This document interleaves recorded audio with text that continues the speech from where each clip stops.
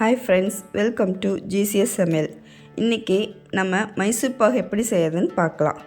நேற்று நம்ம உப்பு சீடை வீடியோ அப்லோட் பண்ணியிருந்தோம். அதோட லிங்க் டிஸ்கிரிப்ஷனில் கொடுத்துருக்கேன், பார்த்துக்கோங்க. இது வரைக்கும் நம்ம சேனலை சப்ஸ்கிரைப் பண்ணாதவங்க சப்ஸ்கிரைப் பண்ணிக்கோங்க.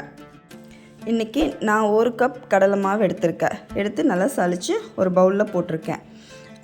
அது கூட நெய் வந்து 3/4 கப் நெய்யும் 3/4 கப் எண்ணெயும் நான் எடுத்திருக்கேன். இப்போது 3/4 கப் நெய்யில் நம்ம கொஞ்சமாக கடலை மாவில் போட்டு நல்லா பிசைஞ்சிக்கணும். கட்டியே வராமல் நல்லா பிசைஞ்சிக்கணும். கைவிட்டே நல்லா பிசைஞ்சிக்கோங்க. பிசைஞ்சு அதை ஒரு ஓரமாக எடுத்து வச்சுக்கோங்க.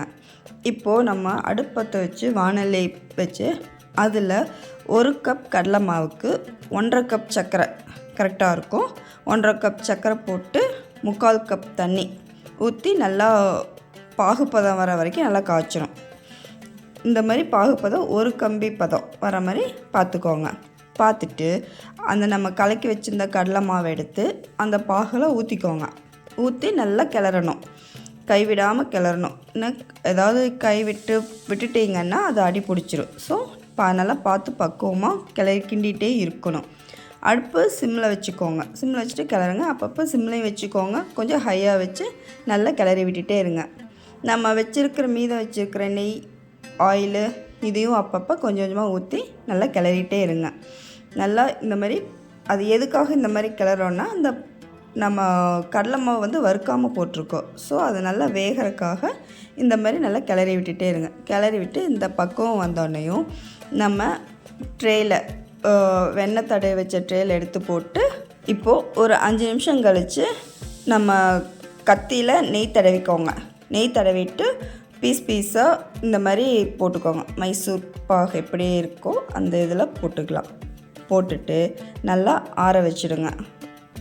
இப்போ ஆற வைக்கிறது எப்படின்னா, அந்த ட்ரேவை எடுத்து ஒரு ஓரமாக வச்சுருங்க. ஏன்னா அது மூடிடாதீங்க. ஏன்னா மூடி போட்டிங்கன்னா அது அந்த தண்ணி, அந்த ஹீட்டோட தண்ணி உள்ளே இறங்கி கொலன்னு ஆகிடும். ஸோ மூடாமல் அப்படியே ஒரு பக்கம் பத்திரமா எடுத்து வச்சுருங்க.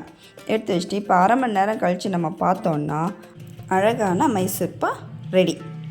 இந்த ஸ்வீட் செய்கிறது ரொம்பவே ஈஸி, சீக்கிரமே செஞ்சு முடிச்சிடலாம். இப்போது கிருஷ்ண ஜெயந்தி வருது, அதுக்கு கூட நம்ம இந்த ஸ்வீட் செஞ்சு குழந்தைகளுக்கெல்லாம் கொடுக்கலாம். இது குழந்தைகளும் நல்லா விரும்பி சாப்பிடுவாங்க. ஏன்னா இது வாயில் வச்சா அப்படியே மெல்ட் ஆகி போகும். ஸோ இதை செஞ்சு கொடுங்க. செஞ்சு பார்த்துட்டு எப்படி இருக்குன்னு சொல்லுங்கள், கமெண்ட் பண்ணுங்கள், லைக் பண்ணுங்கள், மறக்காமல் சப்ஸ்கிரைப் பண்ணிக்கோங்க. தேங்க்ஸ் ஃபார் வாட்சிங் ஜிசிஎஸ் சமையல். உங்கள் வீடெங்கும் சந்தோஷம் மலரட்டும்.